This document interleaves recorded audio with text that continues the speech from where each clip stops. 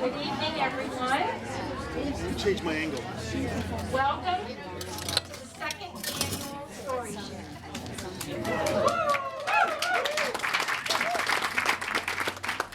This is where 4 art forms come together to tell a story.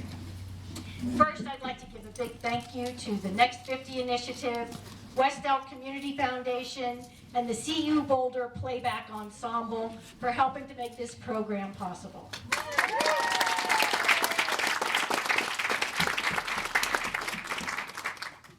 I would like to thank all of the storytellers, the writers, the artists, and CU Boulder Playback for participating. Thank you to David Jacobson and Julie Kleiner for working on the videos. Thank you, Phil, for being here tonight to film the event, Lou Musicar for playing photographer, and John Hutchinson on sound.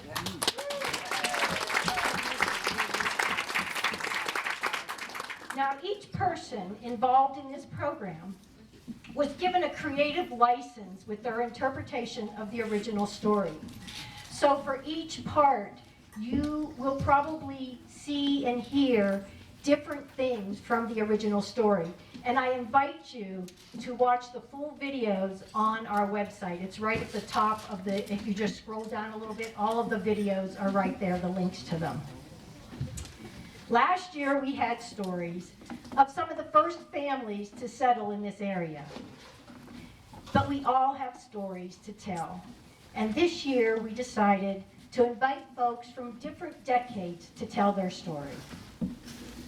This program's goal is to bring various segments of our community together through the power of story. If we once thought we had little in common, StoryShare will illuminate how so many of us can relate to the stories of others, illustrating that a community needs all kinds of people to thrive and grow. I will now hand it over to Tara Miller, who is our MC for the evening.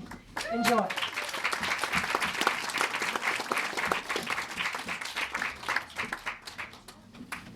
Welcome again. Good evening.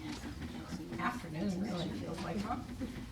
So the way our evening will be organized is that the 4 storytellers, as Deborah said, made their videos, told their tales on video, and then both the writers and the artists took and viewed inspiration from those stories to do their own work. And so what we will do is we will first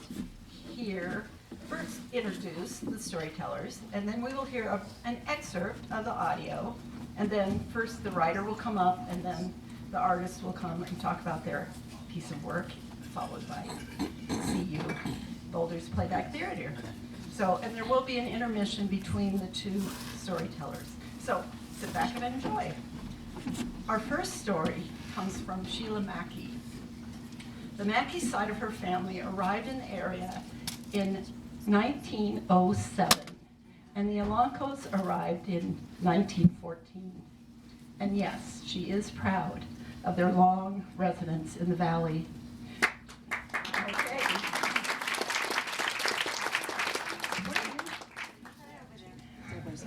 Okay.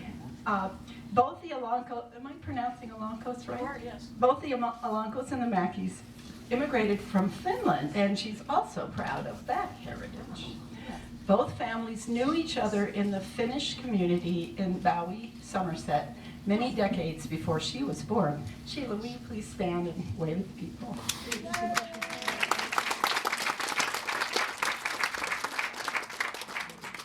Now we will hear a brief audio from Sheila's story.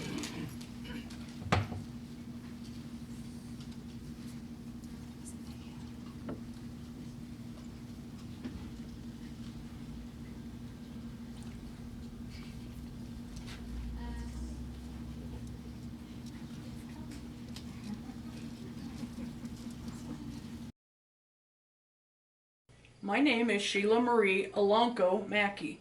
It's my understanding that Grandma and Grandpa Mackey came here from Finland. The mining industry kind of drew them. Grandpa Mackey was a logger, so he came for the purpose of providing the timbers in the coal mines. They homesteaded up what's called Dark Canyon, Muncie Creek. When they first moved here, they grew potatoes and raised Hereford cattle for their means of living. My dad and his brothers were the ones to then deliver those potatoes to Cresta Butte, and then I think my dad would take them to southern Wyoming also. And in about 1926, Grandma Mackey said, I'm tired of living up here in the cold country, up here in Dark Canyon, and so they moved to 25 acres outside of Paonia, where I then grew up. And my dad and his brothers, who owned that property together, 1 mile outside of Paonia, they raised hay.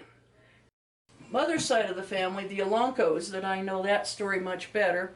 Grandma and Grandpa Alonco came here in 1914. They met in Boston, and then they made their way to Somerset in 1914. Grandpa had 3 aunts that had already moved to the Somerset area. Grandpa, he was a trained watchmaker, watch repairman from Finland. He worked as a security guard at the coal mines, did some farming, did some local caretaking for local rancher farmers and so forth. Grandpa Alonco was part of starting the Blue Ribbon coal mine. The locals will recognize that name. My dad too, my uncles, many people that we knew, cousins. Yeah, that's what was talked about around the table, was how things went in the coal mine. It was our lives here especially in the North Fork Valley. The conditions were not great. There were areas that the guys were working, they were standing in their waist up to water. There were areas that they were working where it was just really hot, really cold. Certainly the dangers. There was a siren that would get sounded, and that meant something was going on at the coal mines. And so if we heard that, then made everybody worry. Fortunately, that never happened too many times. It did happen a couple of times in my childhood. And there is a reason Fire Mountain Canal is called Fire Mountain Canal. That hillside has been on fire underground for centuries. And so that posed an extra danger. The guys knew about that. As I said, I grew up on a small farm outside of Paonia. Our house was the place the family was always gathered there, and my mother probably cooked till her fingers bled to satisfy all those people. But that's what made my mother happy. My mother was in her glory when she was cooking for the family. Mm-hmm. Her daughter can't cook much more than macaroni and cheese, but my mother was in her glory when she did that. When she was pleasing the family with cooking, my mother was in her happiness. We spent a lot of time together. We, us kids played together. The adults did projects together, whether it was painting Grandma's house or whatever. For me, that's part of what has kept me here, is just that close family connection. There is nowhere in Delta County that you can't look. Stand wherever you're standing and look to either your left or right or straight ahead. You most likely are not going to have to turn around and just look at the beauty that we live in. God spent a couple of extra minutes on this valley. It's beautiful. And even if you live in, say, downtown Delta, gotta drive, 20 minutes to be somewhere, to be in just absolute beauty. Here in Hotchkiss, it's a 10-minute drive to go up LaRue Creek. It's a 20-minute drive to Black Canyon. On a good day when I don't have all my neighbors' trees in full leaf, I can almost see the Black Canyon. So I can see Red Canyon for sure. Why would somebody not want to stay here? I'm not leaving.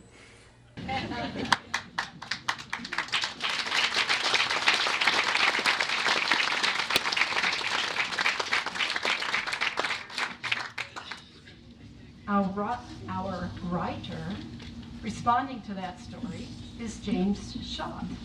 James lives on a small farm on Lamborn Mesa with his wife Carol, some chickens, goats, Highland cattle, a field of lavender, and a transient herd of deer. Please welcome James Shaw.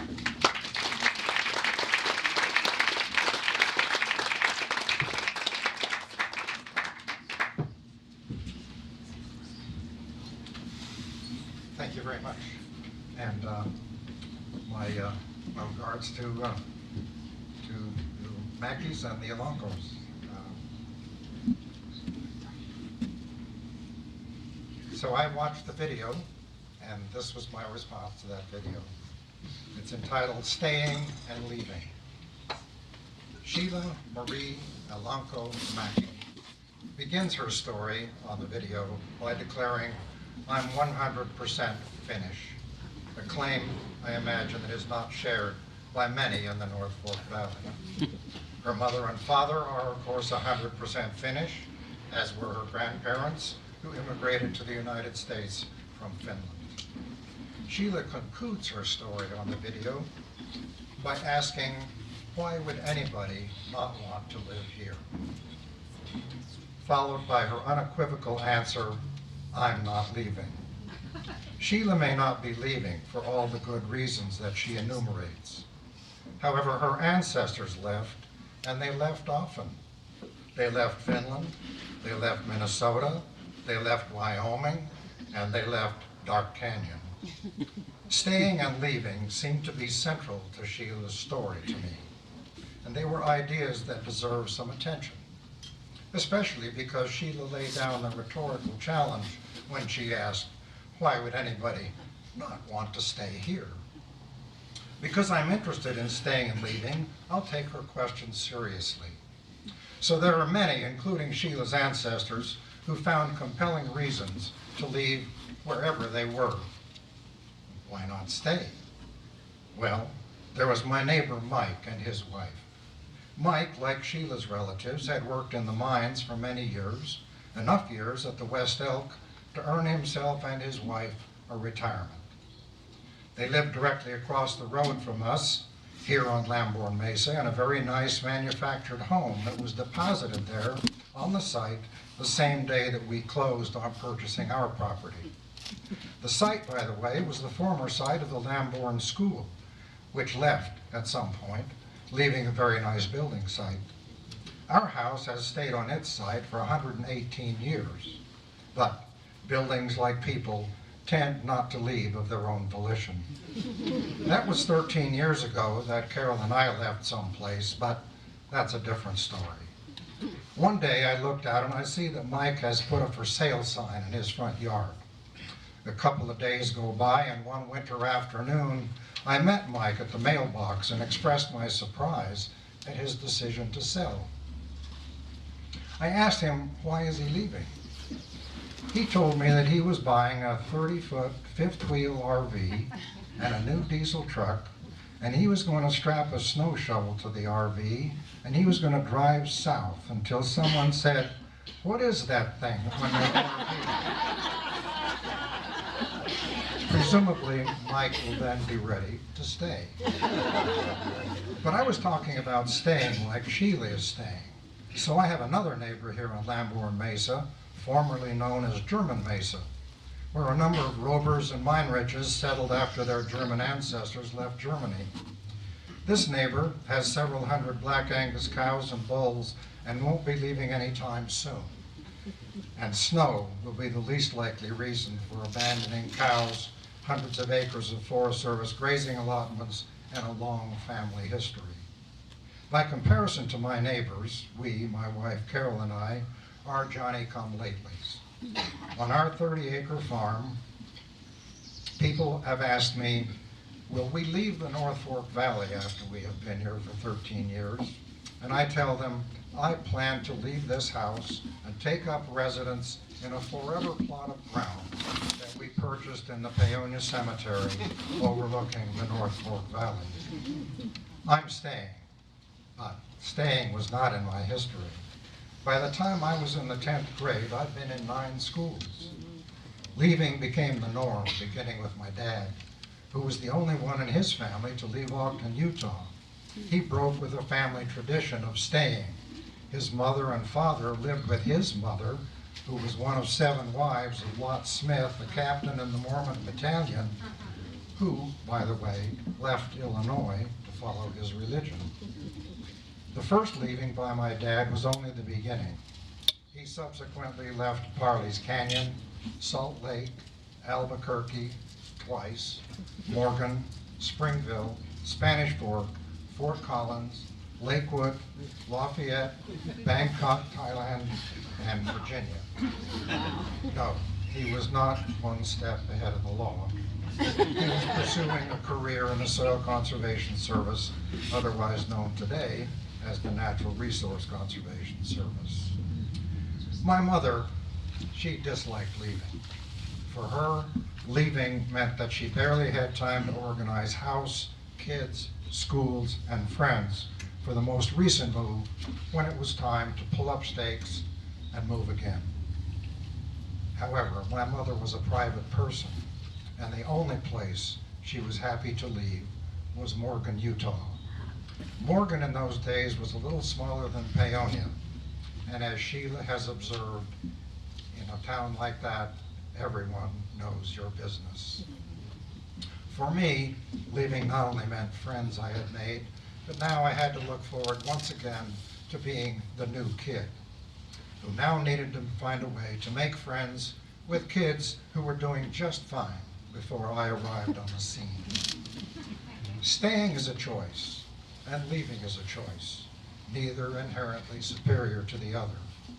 Sheila's Finnish ancestors had good reason to leave Finland, along with thousands of their countrymen escaping Tsarist Russian rule and a failing economy in the late 18th century. Whether one chooses to stay or leave, there are always consequences for both the chooser and the community to which they go or the communities from which they leave. Sheila has chosen to stay, and that has been a benefit to the North Fork Valley and Sheila's family and friends. I submit, Sheila is 100% North Fork Valley.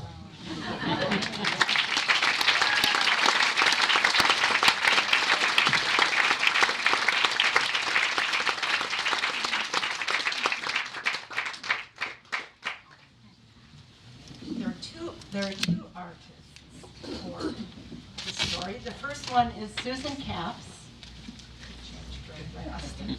Susan is a retired newspaper publisher editor who decided to dabble in art as her current adventure. The index for this painting is printed on the back of the canvas. Every single color and even the number of flowers are symbolic of Sheila Mackey's family and heritage. Please welcome Susan Capps.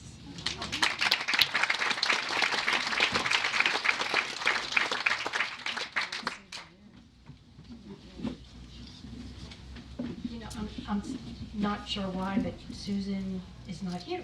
So, but we can enjoy her painting. She has different colors. The black is for coal. The blue is for Finland, her Sheila's roots. The green is for the local beauty. The red is for cows. Yellow and orange are for Mama's kitchen and family. Red is for perseverance and apples. Gold is for magic. White is for love. 11 flowers represents Sheila, Mom, Dad, 2 aunts, 2 uncles, Grandma, 3 cousins. Equals 11 important people in this family.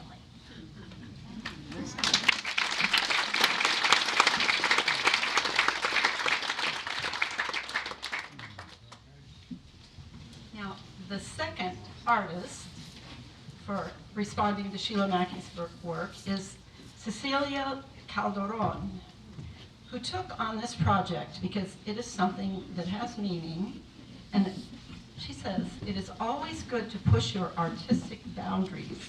Cecilia is not available this evening. Her friend, Ted Loomis, will be discussing her piece. Welcome, Ted.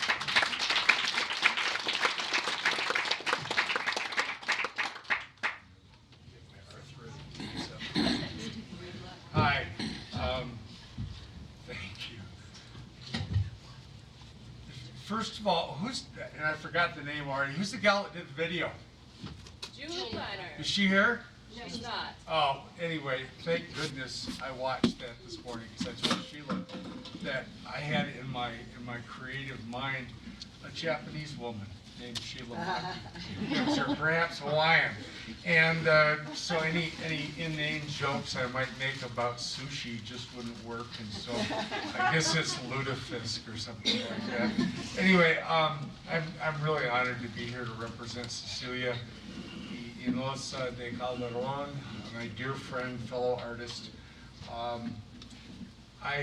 As an art collector and as a curator, I resonate toward kind of three different things, and I can relate those, I hope, to this mixed media. Cecilia does tremendous mixed media work. I don't know how many of you saw her one-woman show at Deborah's Blue Sage last year, but it was a great show.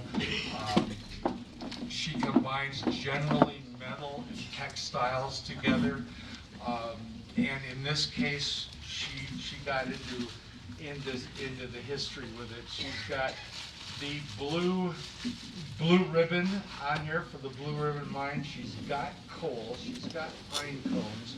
She has all sorts of twigs that she's assembled to represent agriculture. And Ted, yeah. I think you could pick it up and kind of show it. Oh yeah. Thank you. Be careful. Thank you. So here we go. The thing I resonate with art and collect art that makes me feel good, that deals with positive energy, and some of it may not be positive, but it captures me, and that's what I like.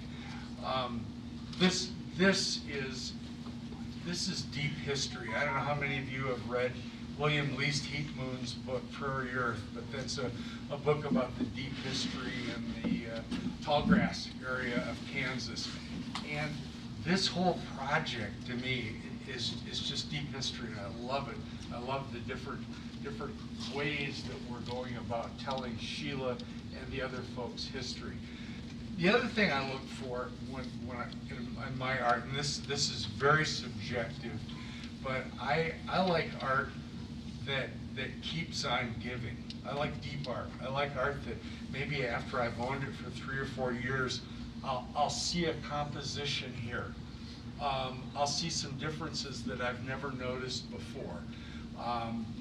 And that kind of comes to the third thing, which is I like art that's not paper thin. There's a lot of art out there, and so this is the snob part of me. That 3 years from now, 3 months from now, 30 years from now, it'll be the same painting of an orchard. Not that there's anything wrong with paintings of orchards, right? But I like art that just continues. I can continually find new things and hear new compositions. Cecilia always does that, and she does a great job of it. So thank you very much, Sheila.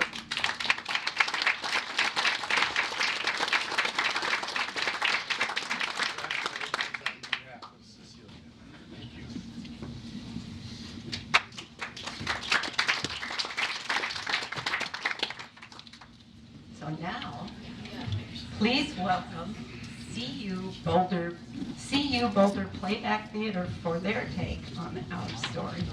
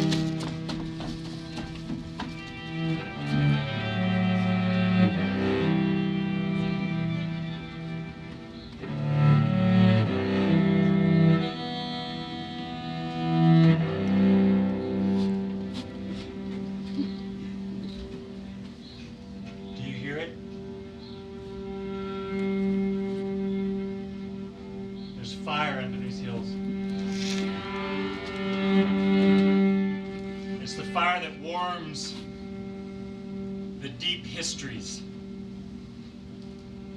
that grow and spread and intertwine and overlap and hold this soil together. My family's worked down there,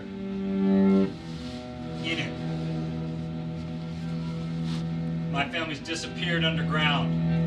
And some come back up to sit around the table, to smell this air, to take in this beauty. God spent a couple extra minutes here.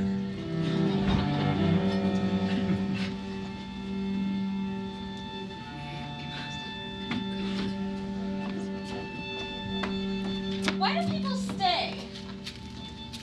Why would people leave? No matter which way you look, you see the beauty. It's everywhere.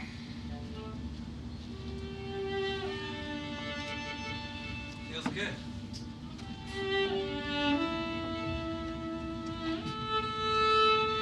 All right, y'all come in.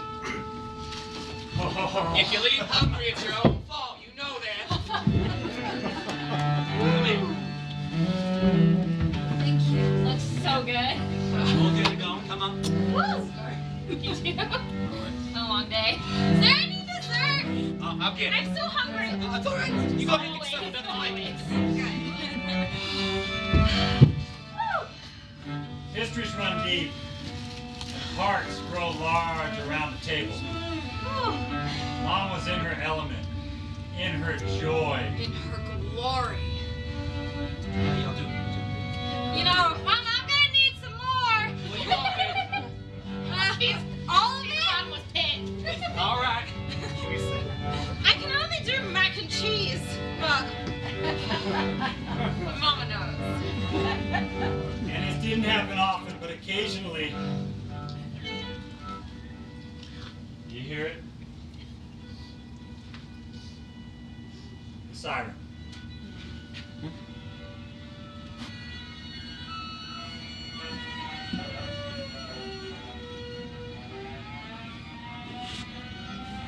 But some of my family came back and sat around that table and carried us on to the next generation.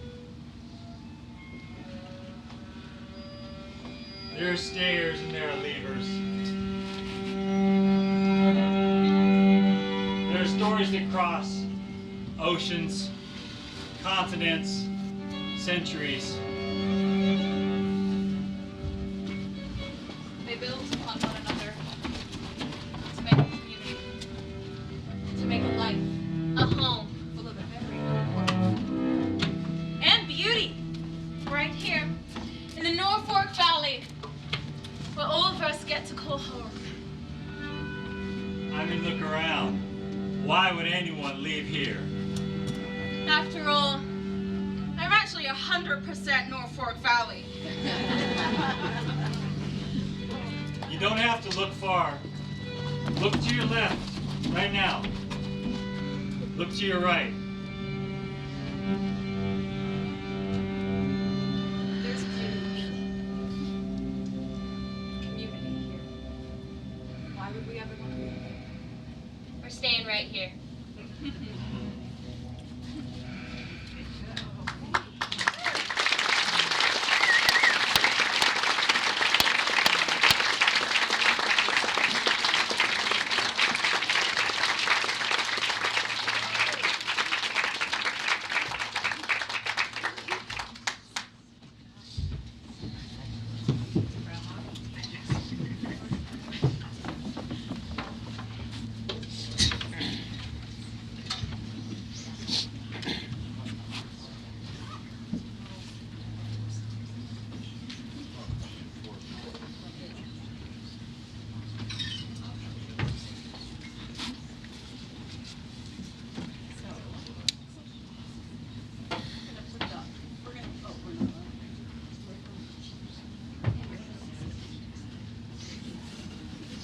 Give you a little chance to look at the artwork for longer, since it's just one now for storytellers.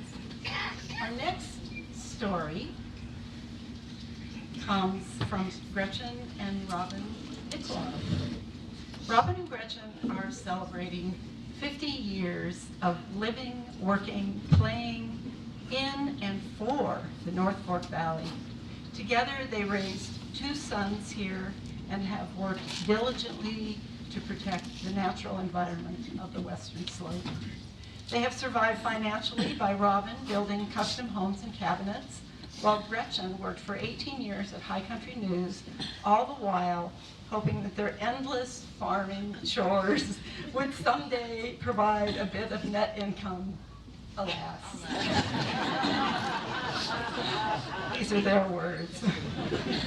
They will continue to entertain the community with their musical talents via several choral and jazz groups for as long as they are able. Gretchen and Robin, will you please stand up?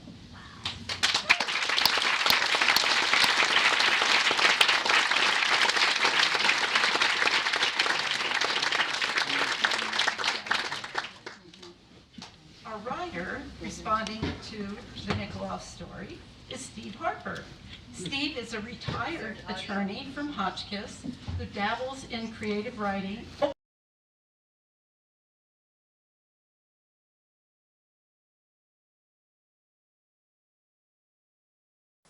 I'm Robin Nickoloff. I'm Gretchen Nickoloff.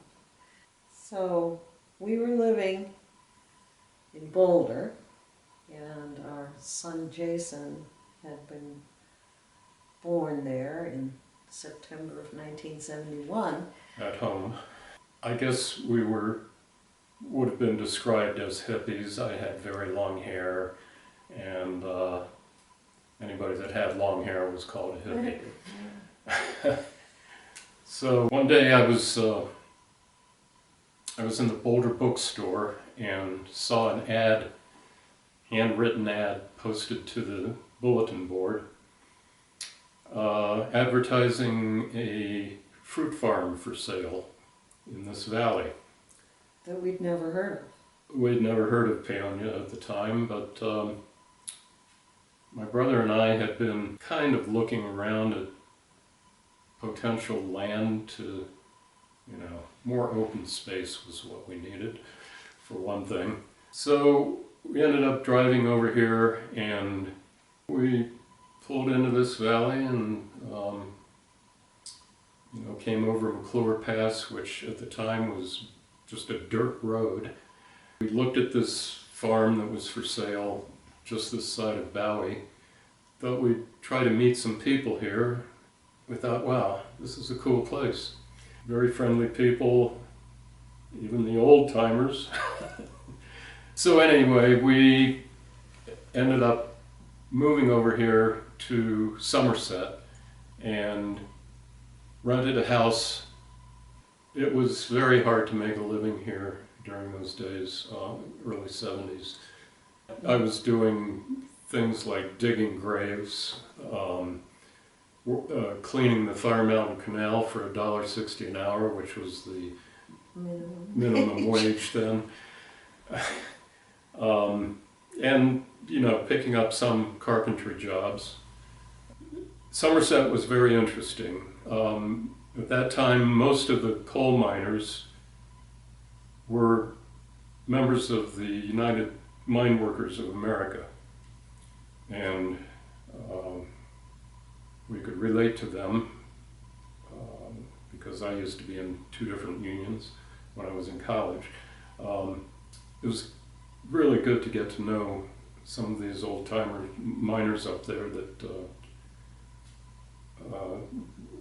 gladly shared their stories of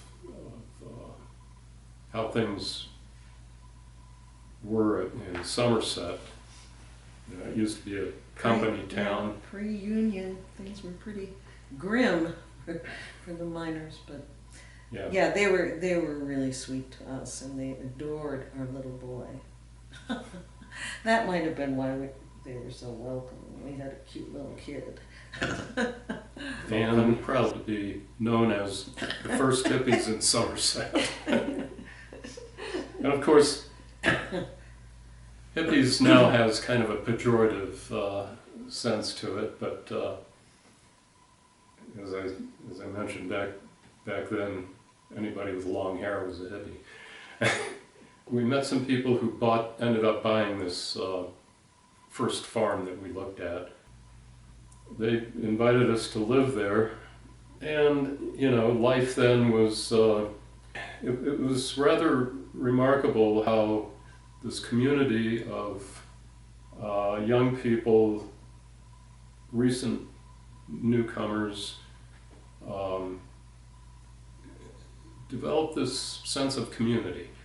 I remember chaining up the pickup truck and driving up onto the mesas to play music with people. Right.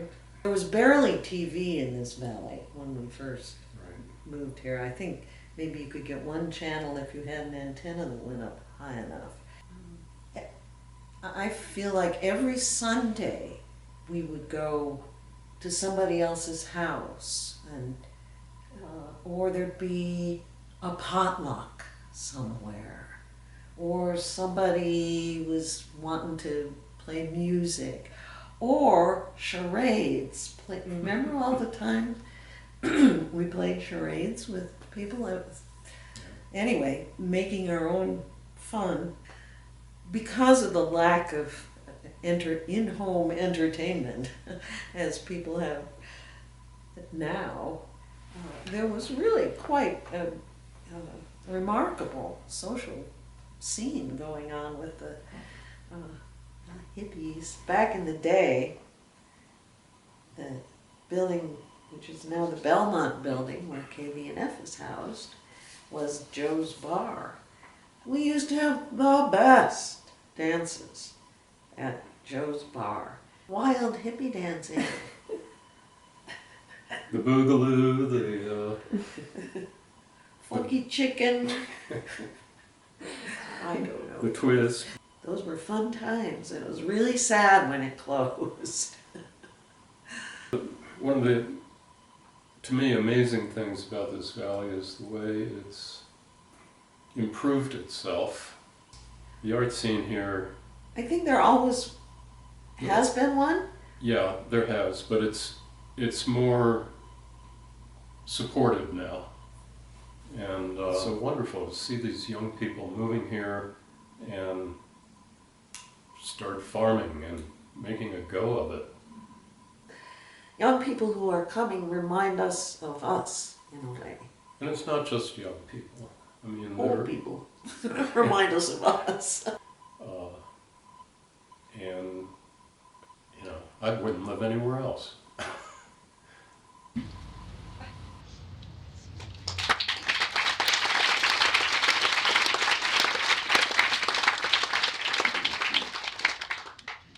Okay, now it's time for our writer. Steve Harper is a retired attorney from Hotchkiss who dabbles in creative writing when he's not skiing or playing golf. He and his wife Paula moved to the valley 40 years ago. Please welcome Steve Harper.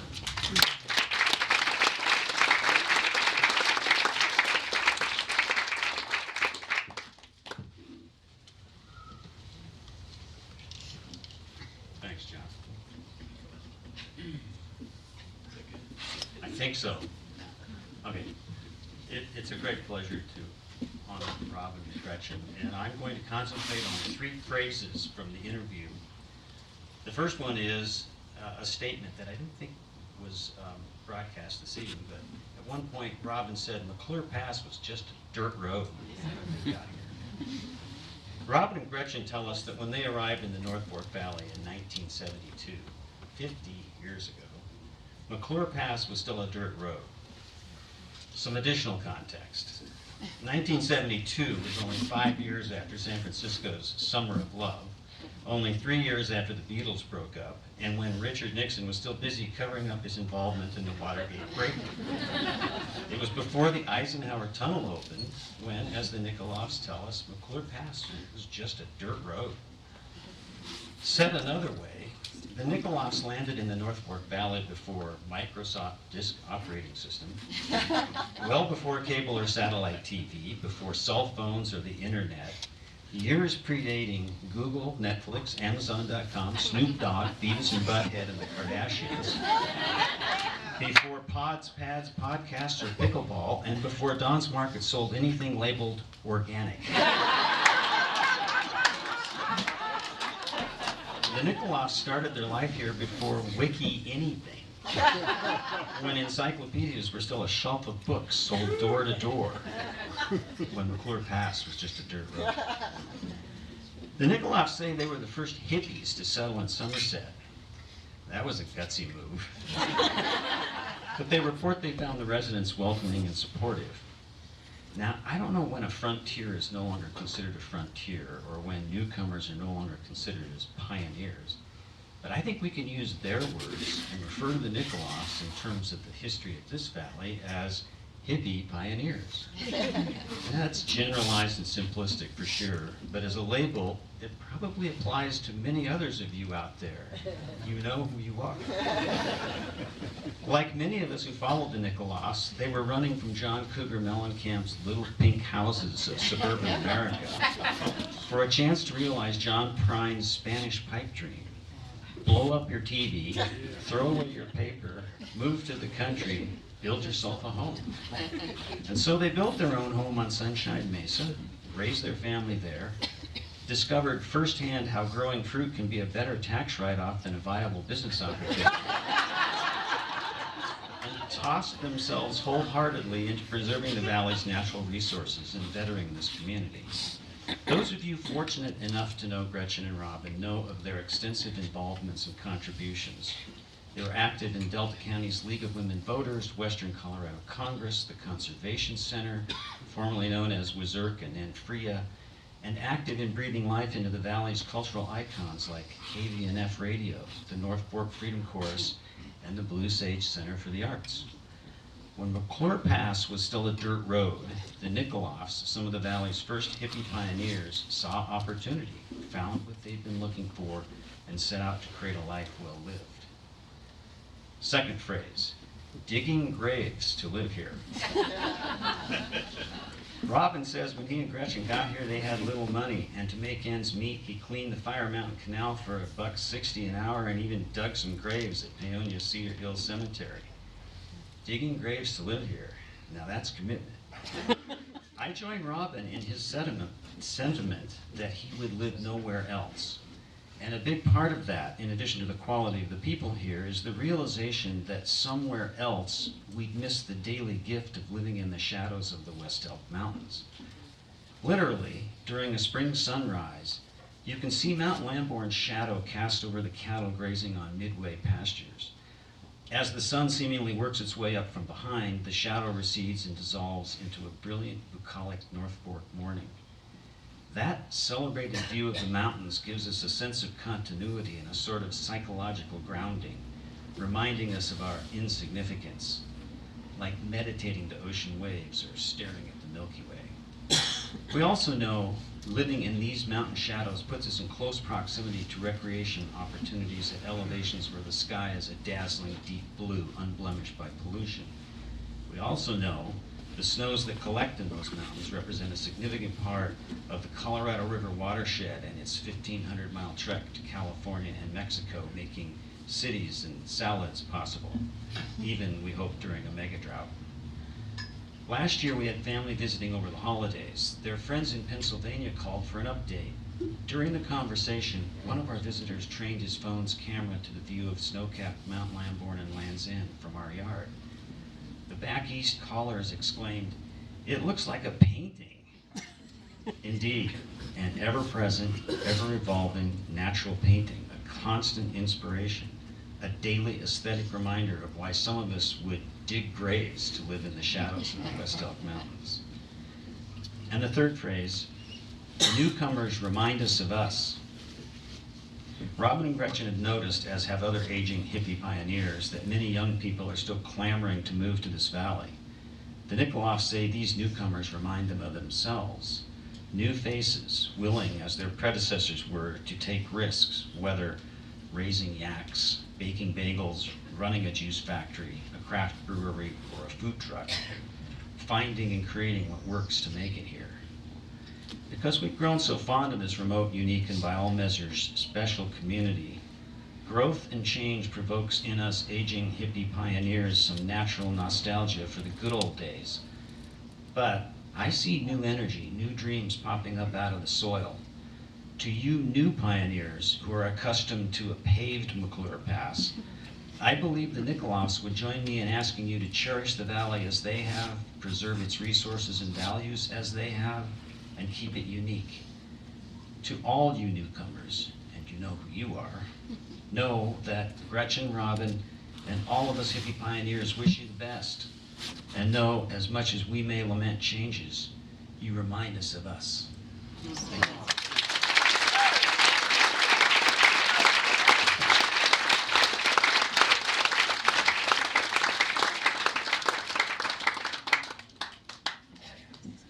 Our artist is Susie Caldas-Lowe. Susie is oh, there you are. I saw you earlier. Susie is a multimedia artist living in Paonia for 11 years. She holds a BFA from Art Center College of Design in Pasadena, California, and is a founder and marketing coordinator for North Fork Valley Creative Coalition and Paonia Creative District. Please welcome Susie Caldas-Lowe.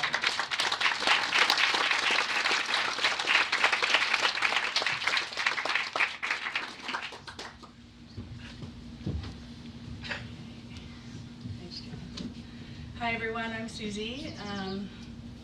Thank you for the introduction, Tara, and thank you, Robin and Gretchen, for such inspiration. I really enjoyed hearing your stories, and I only sort of know Gretchen from around KBNF when I pop in and pop out with some kind of marketing something or other. So thank you for your service to the community and for being a model of what a beautiful life here can give us.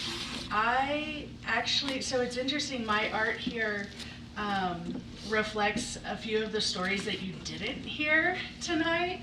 I didn't really want to focus so much on the hippie thing and this and that. I more was really excited about when Robin came over, I think, with a friend and saw the Lambourne Mountain with tons of clouds around it. So that was my first, because when you come into this valley, it is amazing to see Lambourne Mountain. I just think it's one of the most glorious mountains I've ever seen. Far surpasses Sopris or anything like that. Personally, that's just me. I feel like it's a very welcoming valley. It's soft, it's feminine, and I wanted to honor that. And so my work is a lot of graphic design.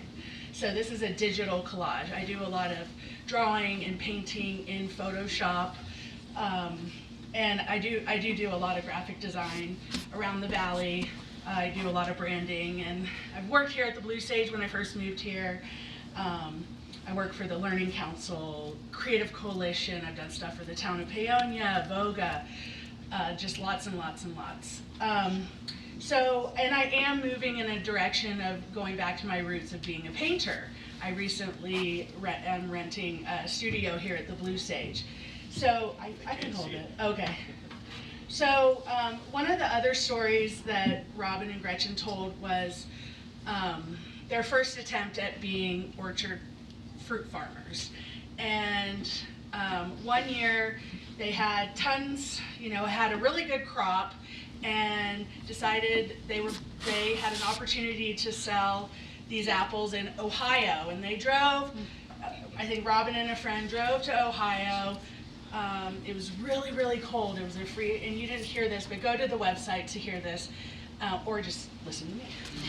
Sorry. And it was freezing cold, and their crop froze overnight, so they could not sell the apples. However, there was a juicery there in Ohio, and they were able to sell the apples to the juicery, not at the prime dollar they could have gotten for, just great, lush, crisp North Fork Valley apples, but it wasn't totally a loss. Close.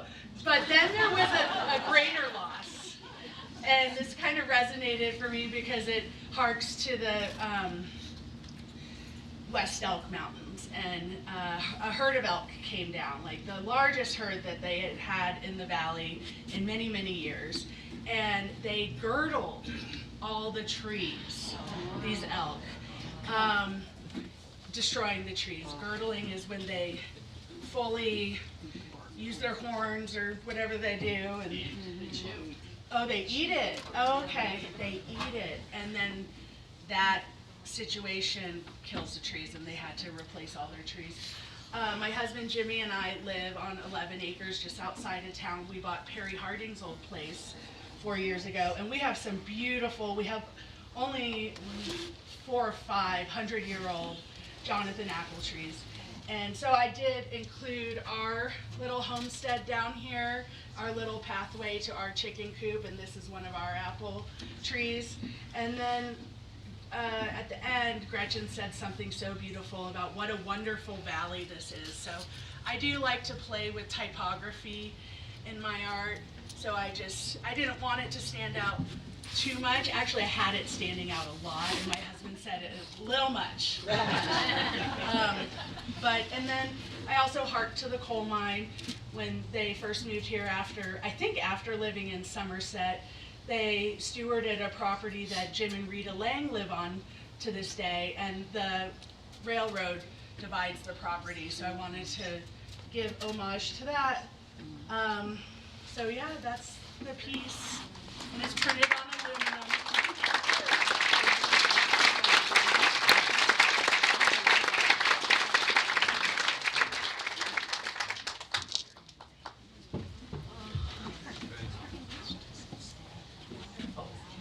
Thank you, Susie. So now, please welcome CU Playback for their interpretation of the story.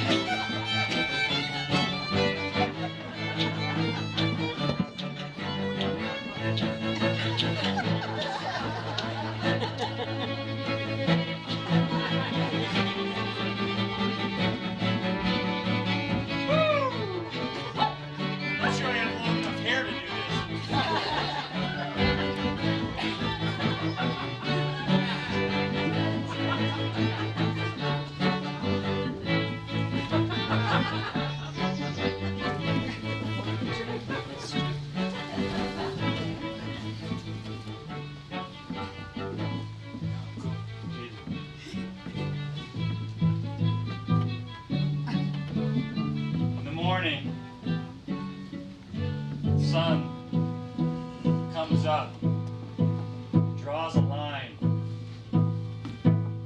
over the valley. This gorgeous, God-given valley, revealing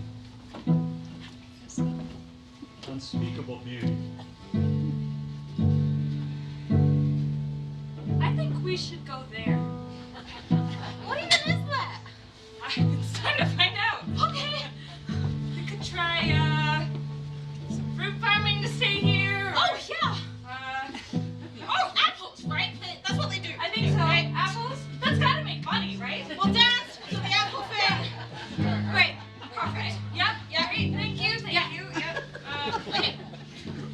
Or that canal maybe, so I can clean this out. Okay. Woo.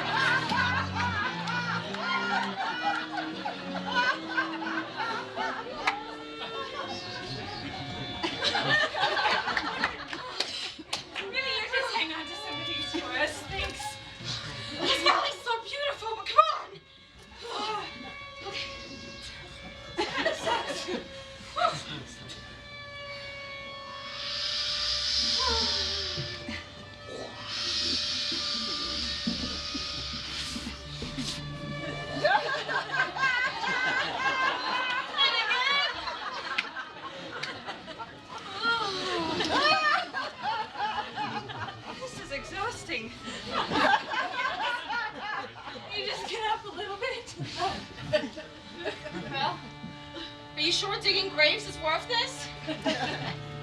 I want to stay here.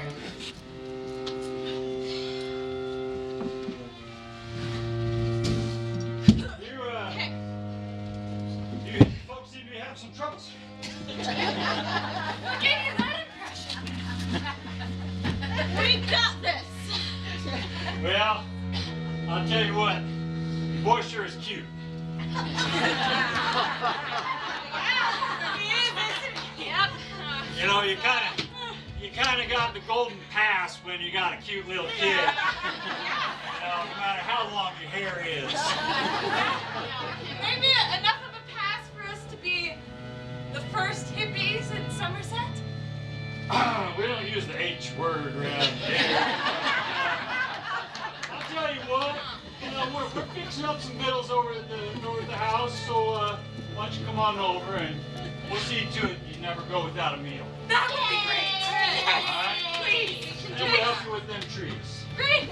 Maybe play some charades. Maybe do a I gotta go dance now. party. All right. Whew. I think we can do this. Not on our own, but seems like there's some people willing to help out. What do you think? Let's do it. Great.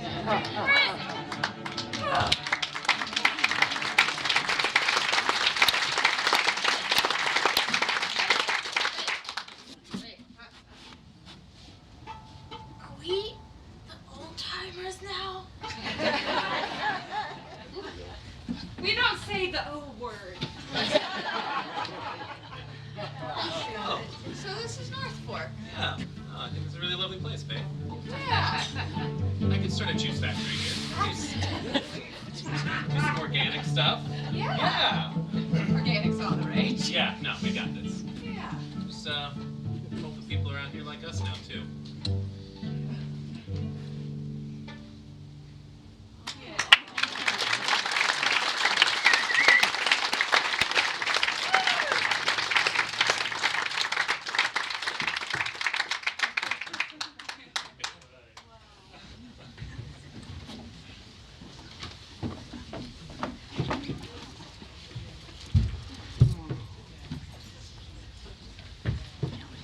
So we will have a brief intermission.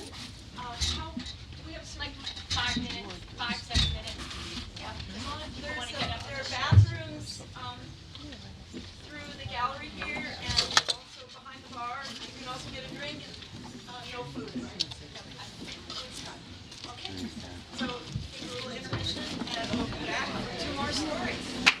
Okay, we're not quite starting, but I wanted to say, because some of you may not realize that Boulder Playback Theater, CU Boulder Playback Theater, is everything you're seeing tonight is improvised. This is not anything that they've written and practiced ahead of time. They're doing all this improv, so this is really amazing.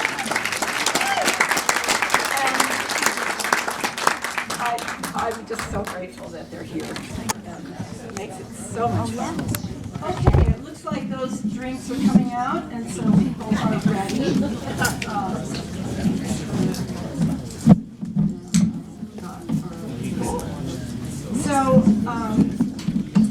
Our next storyteller is Campbell Singh.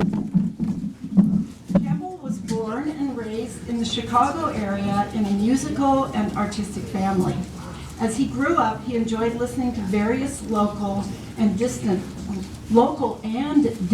radio stations, much more than watching early television.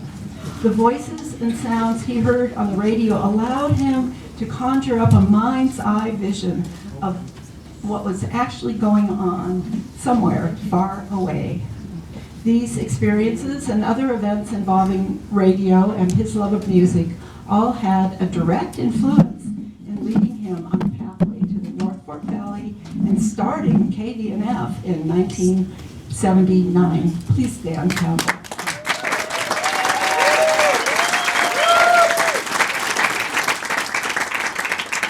We will now listen to a brief audio of Campbell's story. Hello, my name is Campbell Stanton, and I moved here in 1973.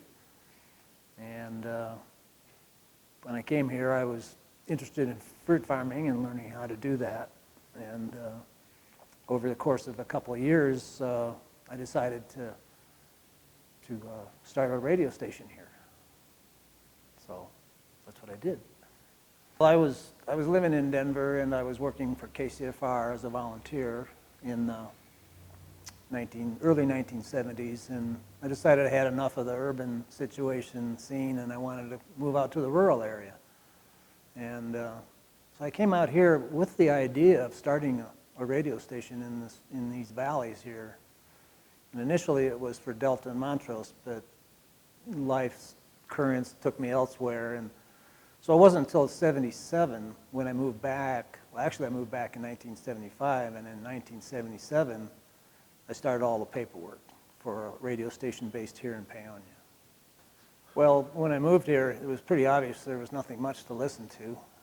A couple pop stations, maybe a country station out of Montrose.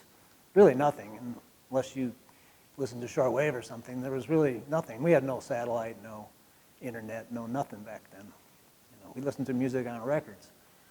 And, so I just started the paperwork with the FCC and did some fundraising locally, and it kind of all came together in '79 when we got our construction permit, and we went on the air on October 5th, 1979.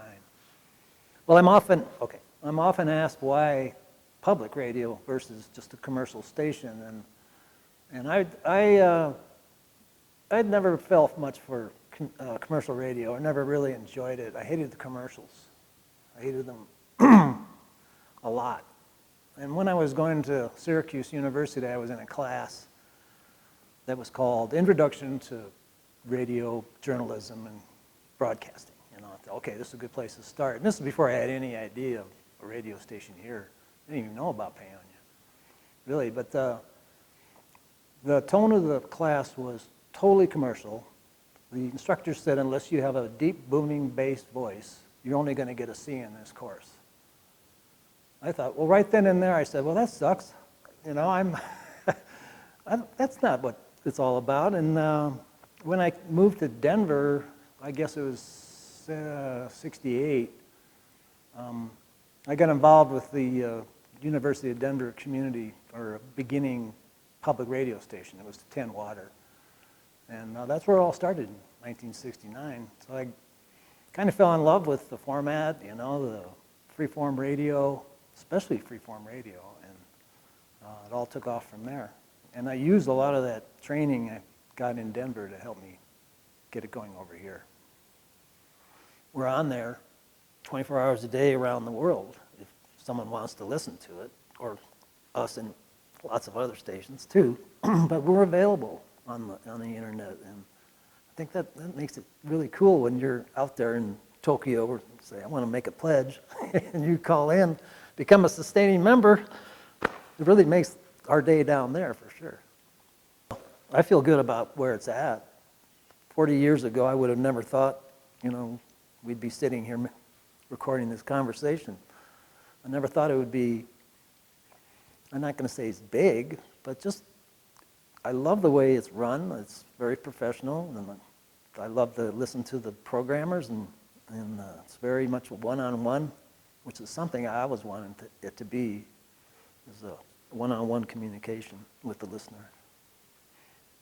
And you don't have to have that deep, booming bass voice, he said. He said bass voice. I said, well, I'm out of here.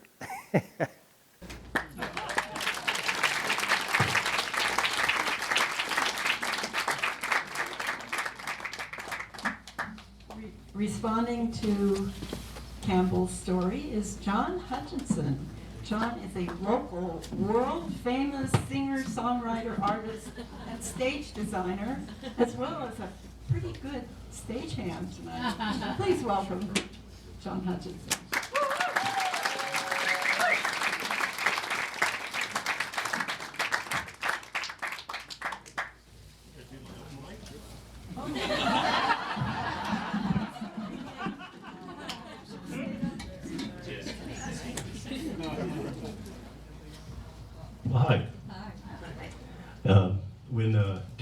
asked me to do a song.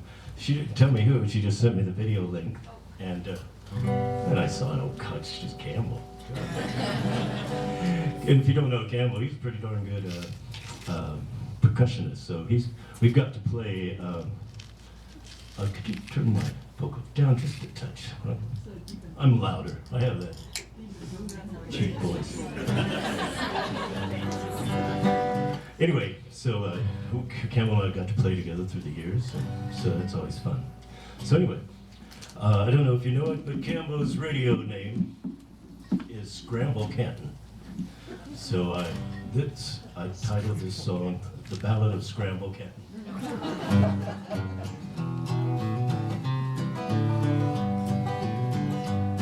You know, there were many once upon a times. They call this valley home. Like a fruitwood sapling, you plant a wish and you nurse it till it's grown. Young Campbell Stanton unpacked his vision and he made a gambler's choice. He placed a bet on radio, though he didn't have the radio voice. From the most humble of beginnings, in a stable made for cars. You know, faith and hope are the currency when you're reaching for the stars. With a patched together system, Campbell and his friends still believe. They threw a switch, the board lit up, and thus was born a dream. Can you hear me? Testing 1, 2, 3, by God, we're on the air. They might hear us way out on Bone Mesa. Someday they'll hear us everywhere. We'll get Felix to find us some money. Let the volunteers run the show. And we'll name this child KVNF. See how far she goes. Well, they soon outgrew the stable, moved to Paonia's Grand Avenue. And all the people loved that homegrown sound. It was the taste of something new. And even folks with shallow pockets would pledge their dollar bills. And who'd have thought, 43 years on, the dream's broadcasting still. Well, can you hear me? Testing 1, 2, 3, my God, we're on the air. They might hear us all the way to Bone Mesa. Someday they'll hear us everywhere. We'll get Felix to find us some money. Let the volunteers run the shows. And we'll name this child KVNF. See how far she goes. You know, I doubt if Campbell and those first volunteers ever really did foresee, from a 14-watt beginning, what the station would come to be. 'Cause now it's heard all around the world, and it's the legend that we tell. The Ballad of Scramble Canton, just a North Fork fairy tale. Well, can you hear me? Testing 1, 2, 3, my God, we're on the air. They might hear us way out on Bone Mesa. Someday they'll hear us everywhere. We'll get Felix to find us some money. Let the volunteers run the shows. And we'll name this child KVNF. See how far she goes. We'll name this child KVNF and see. 90.9 on your radio dial. How far she goes.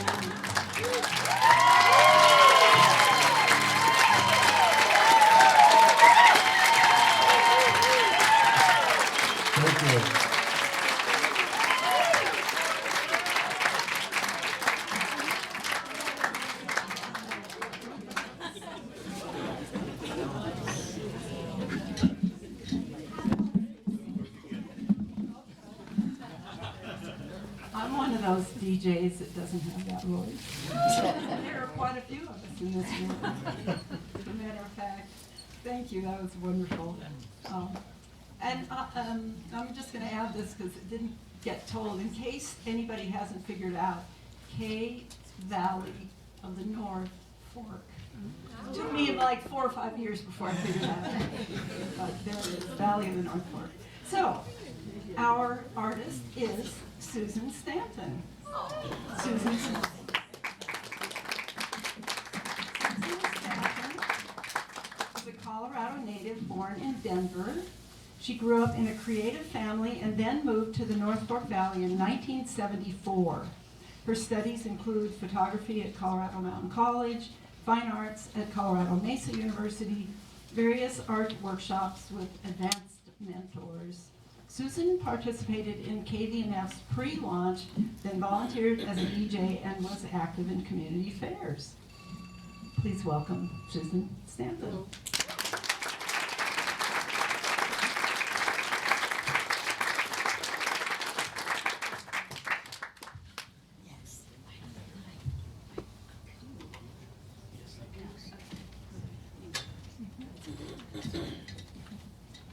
After that song, wow. Really, I'm touched. Glad you're following that act. It's no worries. I move. No, that's fine. Yeah. You're gonna see on video. Oh, we're on video? Let's see. Well, John's song was incredible, and okay, so I will. Yeah, in fact, I know my notes are this, so I'm going to have to be looking at it, but I don't want to be in front of it. So, when I was asked to do this art piece for Campbell, who's my husband, I thought, okay, yeah, I'll do it. And so I asked Campbell, I said, do you have any archives stashed in the old radio station? And so he eventually comes out with 3 boxes, very organized and labeled. And so I started going through these different things, and I saw the roots of where Campbell's love of radio came from. And so I want to share the stories that I've gotten to hear even more since he was invited to do this interview. And I'm really grateful for this StoryShare, because even after 40, however many years, I know him more now.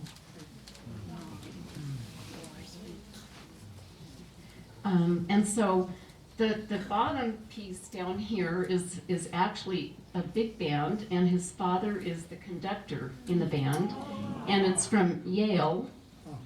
He was going to Yale then, and so I hunted and gathered. I've been hunting and gathering for this event, and it is a spectacular photo, and how enriching. And so from this, then the other thing I learned is that every morning Campbell's father would turn, guess what, the radio on over the intercom in their house to wake up the kids, to make sure they were up and at it. And let's see. I think I need to see this next. Okay, and so his whole family's creative. His mother was an abstract expressionist, and I put her in here, and she was amazing. She could have really been out there.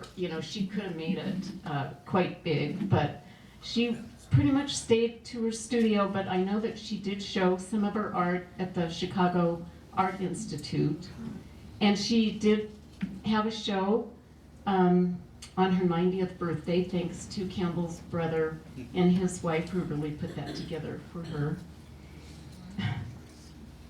And and he has a sister who's also an artist, and I got a picture of the father and of Pops, and this is Pops. All these men look alike in this band, though. Can I like take this off? Oh, perfect. Okay. Okay. This will be easier, because this is really my notes. So Campbell's mother's an artist, and then his sister was an artist, and she did incredible printmaking. You can have a tour after this.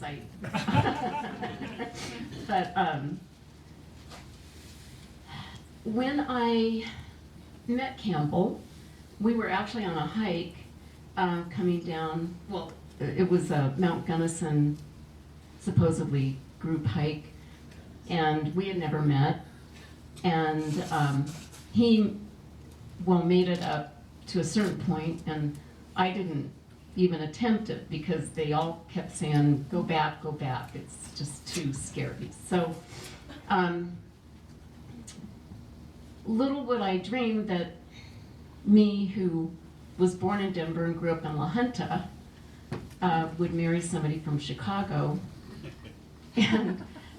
But going into their home and meeting their family, I was able to feel more like myself and more at ease and more creative than anywhere else I had ever been. And Campbell's brother, Bim, was a water engineer. And there's a little picture up here, and his wife is Barbara, and their home is filled with Campbell's mom's art. And so there's a picture in here of Dave Lark. Oh my gosh. And some of you might know this story, but so the radio station started on Garvin Mesa, and our house was right next door. And Dave Lark was the engineer, or a budding engineer. I don't know where you found him, or he found us, or whatever. But he had long red hair, he was shirtless and shoeless, and a lot of people, you know, some people were like, I don't know about him, you know. But Campbell saw his genius and, you know, knew that Campbell really, he needed him to help launch the radio station. So we didn't know where Dave lived.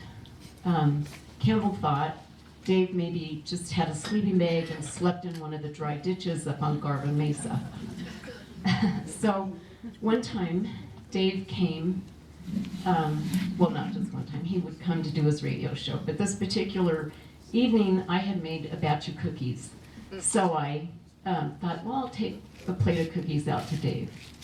So I head out to the radio station, you walk in, and it was, you know, just the entry room, and then I walked around the hallway and had the plate of cookies and walked to the on-air room. The door was open. So Campbell saw Dave's genius. I saw Dave's butt. His backside. He was totally stark naked. The only thing he had on was a headset. So he was sitting in yoga pose in the chair, doing his radio show, and I just backed out slowly and left the cookies in the entry. And I called Dave and I said, I left you some cookies. But the really neat thing about this story is that I just love it that Campbell really, he's not a judgmental guy, and he gave Dave a real opportunity, and Dave gave back. You know, he launched and did the engineering, and I heard recently that Dave had become a pilot. So I don't have that confirmed, but it's just the power of having somebody believe in you. And I looked in the archives, one of the things in the newspaper that they, is this the one that Francis used to do? Or doesn't matter, but it says up here, it says, up in the North Fork, the new kid in town happens to be a radio station. And then this is what I love back here. It says, in the spirit of public radio, there are no typical employees of KPNF. And really none of us were typical employees, but especially Dave.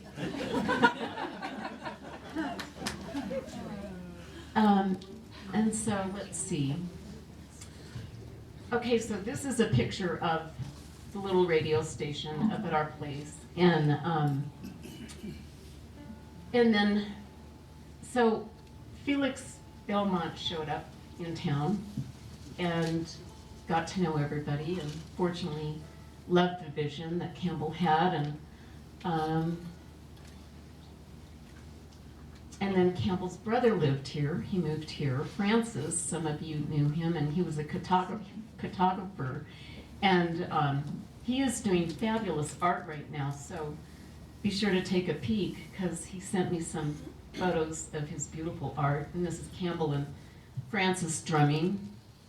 And the family at the Stanton house were very relaxed and playful and fun-loving, and then of course we have Dottie Talmadge, who most of us really know and at least have heard of her and what she contributed to the station. And Campbell, I have this picture up here because he really, when he saw it, he was like, that's when the tower got put back up after the fire. So, where was that fire? Wakefield. So there could be lots and lots and lots and lots of people up on this board. And this isn't the typical kind of art that I do, but it features, for sure, some special moments and special people. And my creativity has come out just from being part of the Stanton family.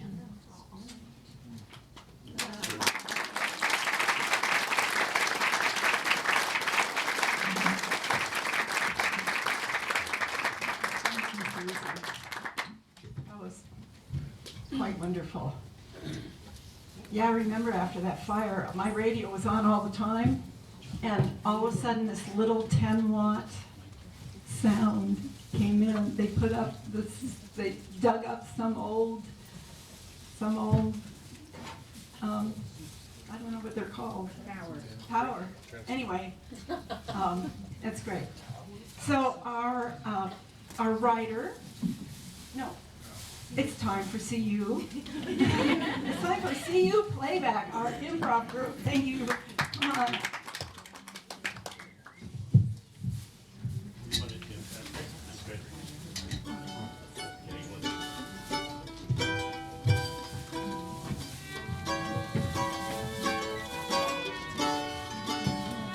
All right, class, thank you for coming in today for the radio production class. I just want to let you all know that if you do not have a deep, booming bass voice, you are not going to pass.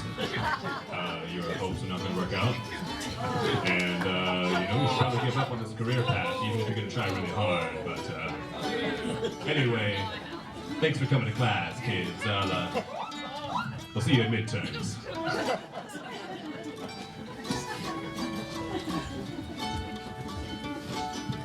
Not much to listen to around here, and that's where I look at the country station.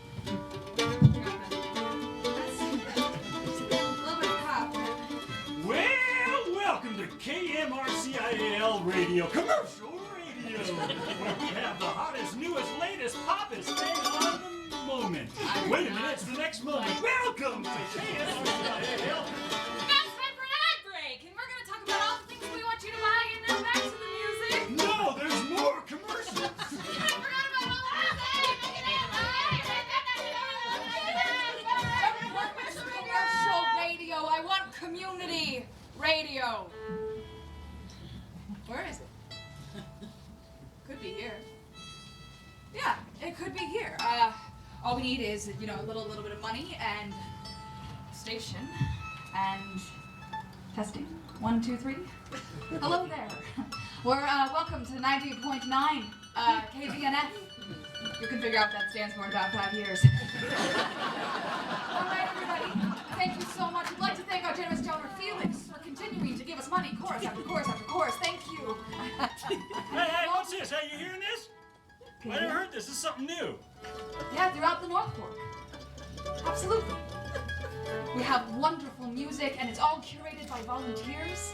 And we found some wonderful new talent the other day. I'm going to put them on the air. I hope you have a wonderful time. It'll be absolutely fantastic. I've heard wonderful things about this new young reporter.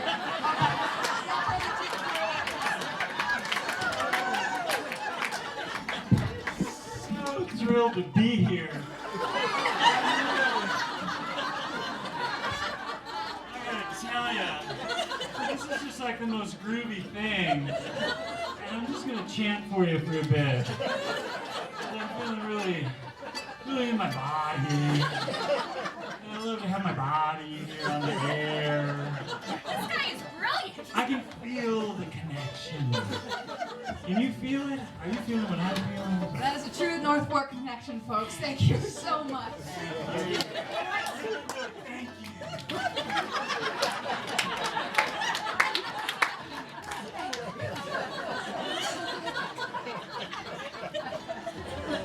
That's live public radio for you folks.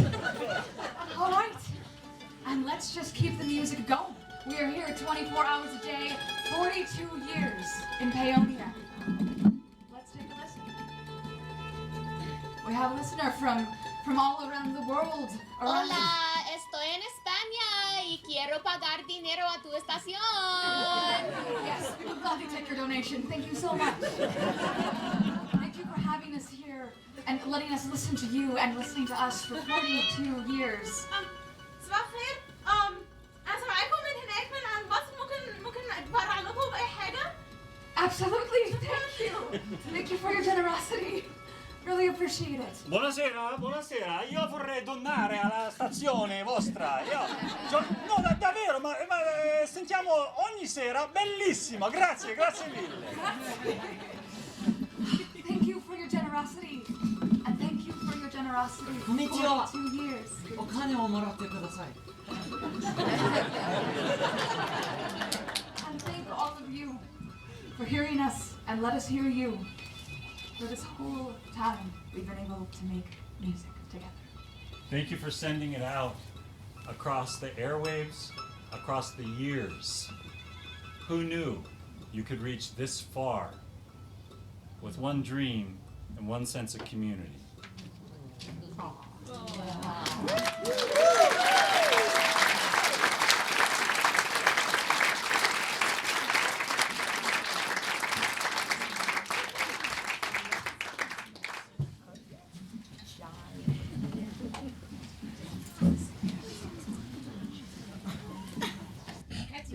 Catinella.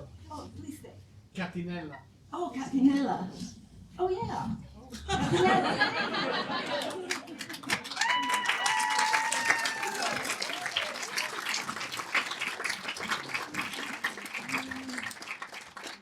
Enjoyed their wonderful tapas this evening. They are now catering, Cat's Meow Catering, here in the Valley. They moved here in August of 2019 and planning to open a restaurant when the pandemic hit. So they couldn't do that. What did I say here? Oh, one thing she said is wherever you are, Wherever you go, there you are. wherever you go, there you are. Wherever you go, there you are, and they're here. And they couldn't be happier to be here. So our audio is now ready to play. Please enjoy.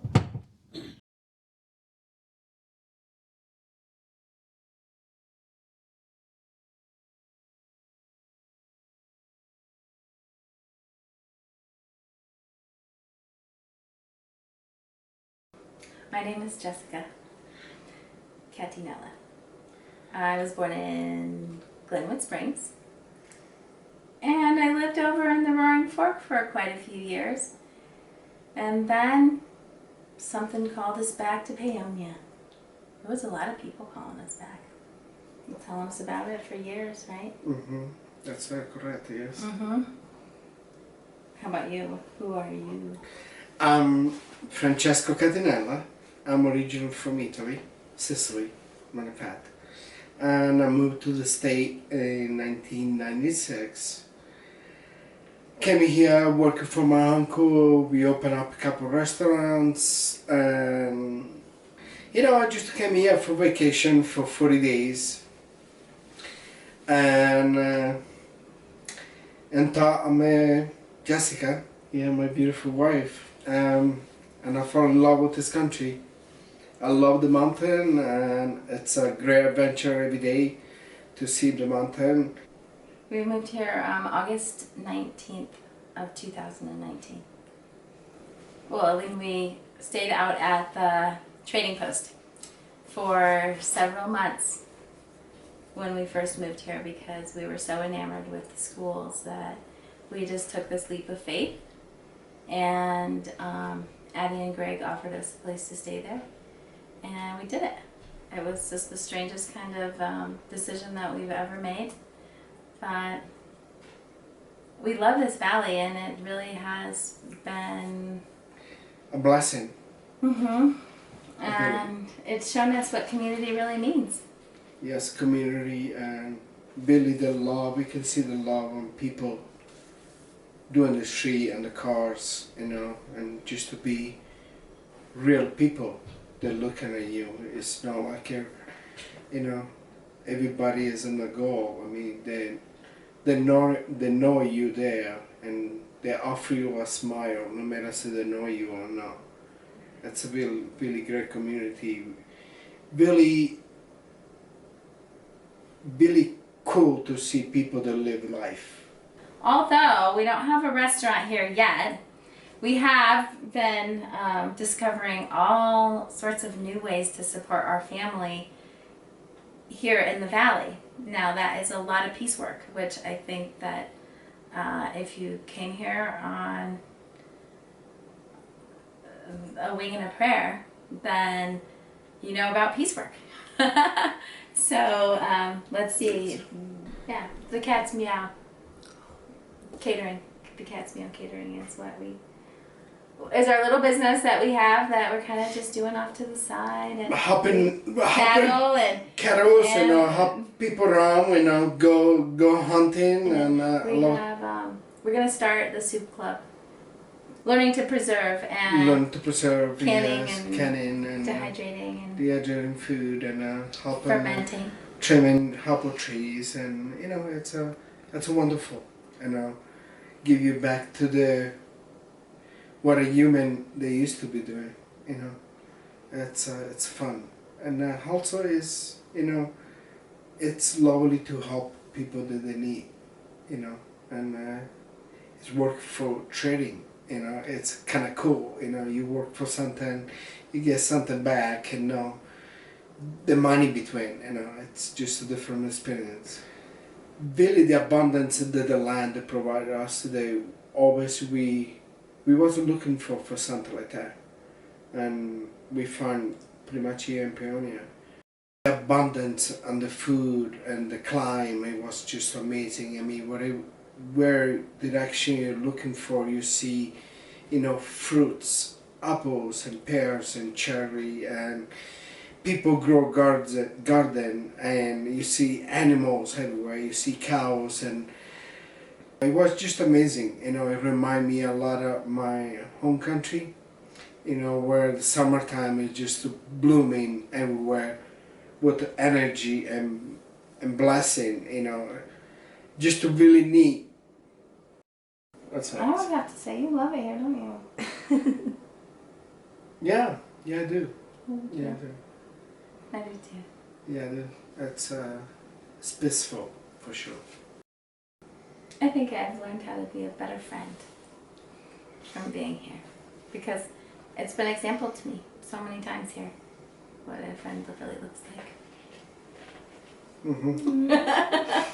It's really lovely the way that if you're willing to put in the time and you have a good heart, that the valley will take care of you. Absolutely, yeah.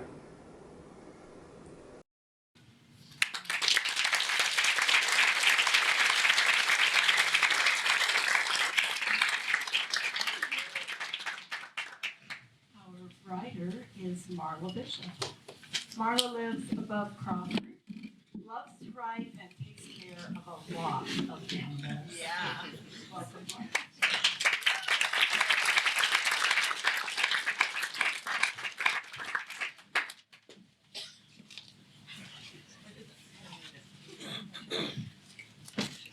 Franco and Jessica.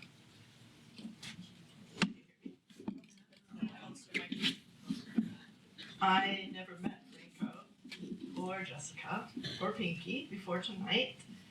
And you might know I'm not really a poet. I write some dark stories, but you guys inspired some poetry. And I started very small with the 5-7-5 that we used to call haiku in elementary school.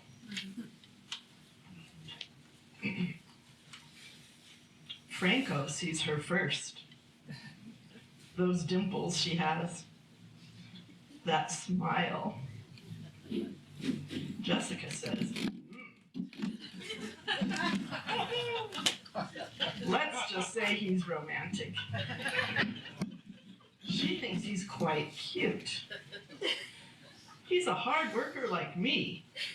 Being practical, she thinks all of this and more. Already a young mother, she has no idea the chairs around the table will multiply with love. In these lovers' eyes, affection is apparent. Comfortable, yes. In sync with values.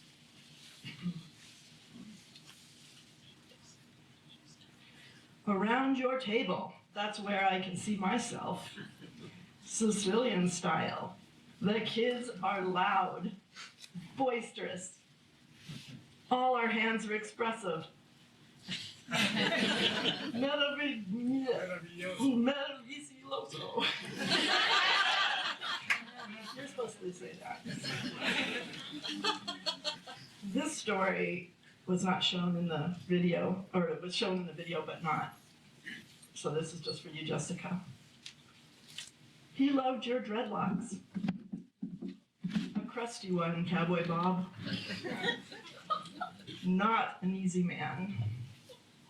Sparring with him brought you a smile. Glad you remember and tell the story so well. The picture that lasts forever.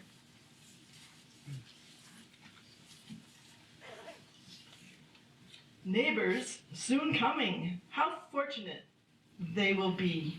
Can you imagine? If it were myself, damn straight, I'd have built-in friends.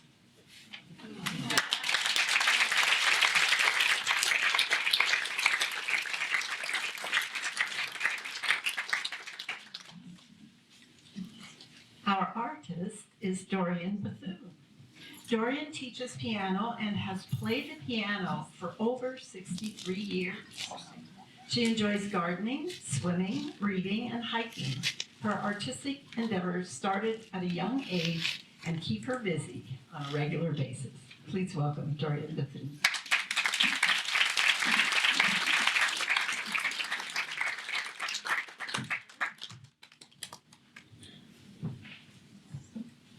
Hi guys.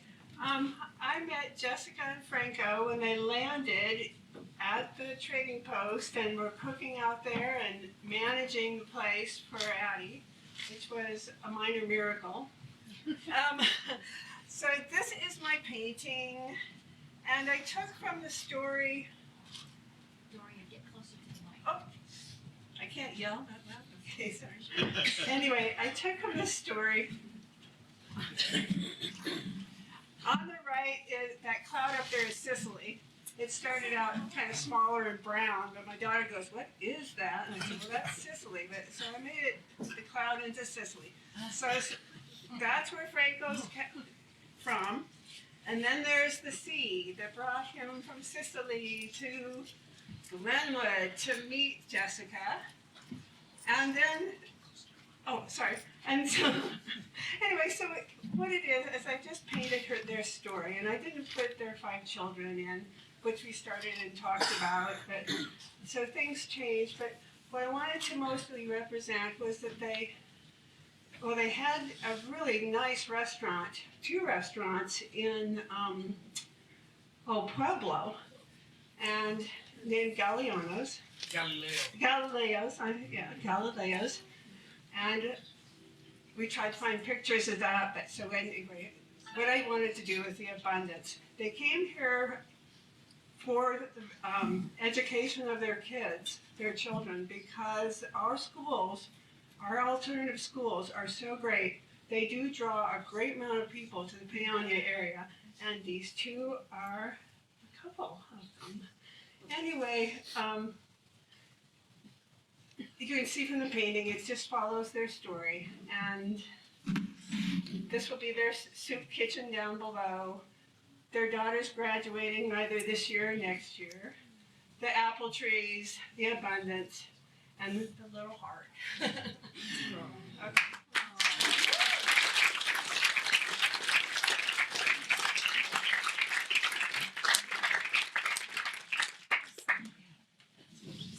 I wanted to say that these paintings are, and all of the art pieces are over here, and please take a moment so you can see them up close when we close. And then will they be in the gallery or no? They won't be in the gallery.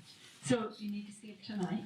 And some are for sale. I'm not sure which ones are not, but they'll probably be marked in that way.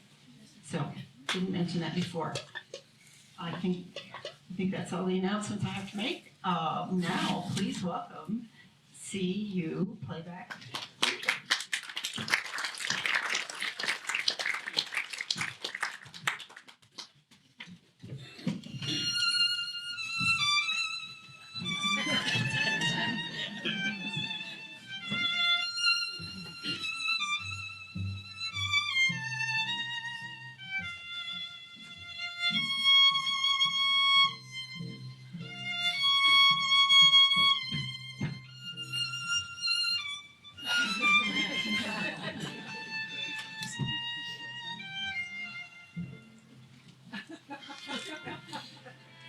This is a nice place. I think I'll stay for 40 days. Yeah. Nice air. Nice mountains.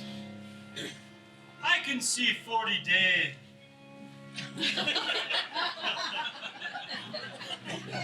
Nice. People.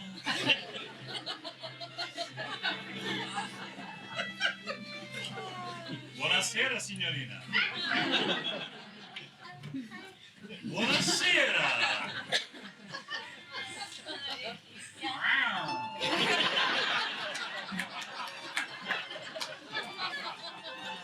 I think between the 2 of us, we can cook something up. What do you think? I think so. Don't be shy. Don't be afraid.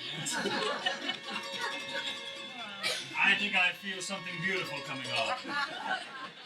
This valley will take care of you. What is necessary for this valley to take care of one?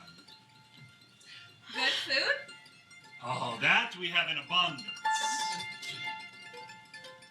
Yeah, we could do something with this. Friendship? That I think we can make. Why are you so cute? The valley. No, I think this is imported cuteness. But it grows nicely in this soil. Yes, I'm sorry. There was someone else here. You were saying? The willingness to stick with it. That we have. We can piece things together. We're good at that. It is piecework. It is A bit here, a bit there. Galileo, cats meow. 1 child. 2 child.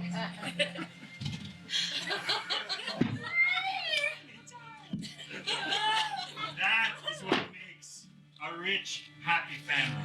and good schools, and good people, and good eating. And it nourishes our soul to be here in this loving community where we grow our own family and grow more in love with each other as we grow in love with this valley. It's good soil here. It grows rich crops, rich families, families rich in love, and acceptance, community. Maybe we'll stay. Yeah, I think so. I told you we could cook up something.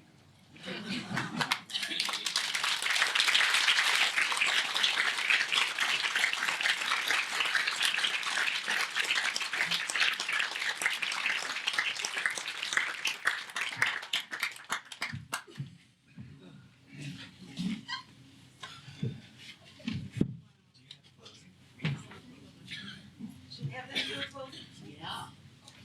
Wonderful. I would love to, first off, meraviglioso. Fantastico, grazie. Fantastico, grazie a voi. Grazie a te.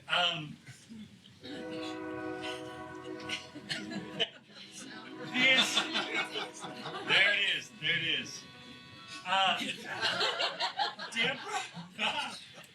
Deborah and Phil and others approached us, reached out to the university and said, could you come and help use this forum, this theater forum, to help share stories of the community and help bring people together. And we've been extremely honored to be one of the elements of tonight and to witness all of the other elements, the authentic storytelling, the creative and wise off-tellings from that, the beautiful range of artworks.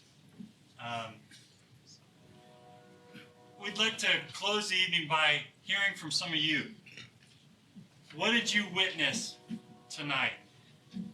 What are you feeling right now? You can just shout it out, single words or short phrases. I invite you to take a minute, if you feel comfortable, close your eyes. Take a few breaths just to check in with yourself and your own feelings. Grateful. Gratitude, grateful, Home. home, Connected. connected, community, Change. humble, change, tears. Feel free to open your eyes at any time. Sorry. History. Unique. Unique. Connection. Awe. Love. Love. Sentimental. Sentimental. Eclectic. Eclectic. Opportunity. Opportunity. Nature. Nature. Big dream. Big dreams. Persistence. Persistence. Perseverance. Perseverance. Expression. Tenacity. Tenacity. Family. Family. All right. Anything else? Unity and diversity. Unity in diversity. Possibilities. Possibilities. Talent. Talent. She went like this, but I'm going like this. Yes, all around. Yes. You did a wonderful job. Thank you. Thank you. No. We're going to offer one last, and this is an offering on our part. Hopefully it lands and serves. One last playback, some kind of weaving together of all of these themes, and maybe you'll see some motifs from stories that were shared tonight. So again, hold up and celebrate the stories of the North Fork Valley. Let's listen and let's watch. Those are some big mountains. But my dreams are that big too. Testing, 1, 2, 3. Testing, 1, 2, 3. We're on the air. Do you hear that? Do you On the hear air. Testing, 1, 2, 3. Grow together and persevere. There's fire under these hills. That's where you see her in her glory.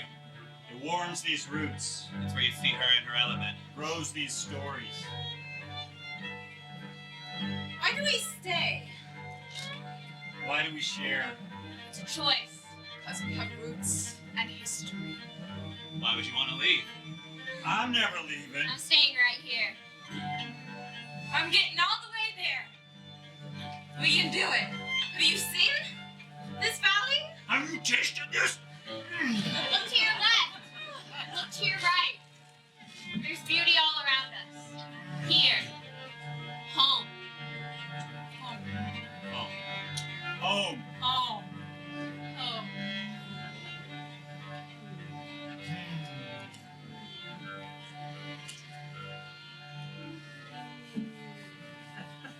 All right, we'll stay.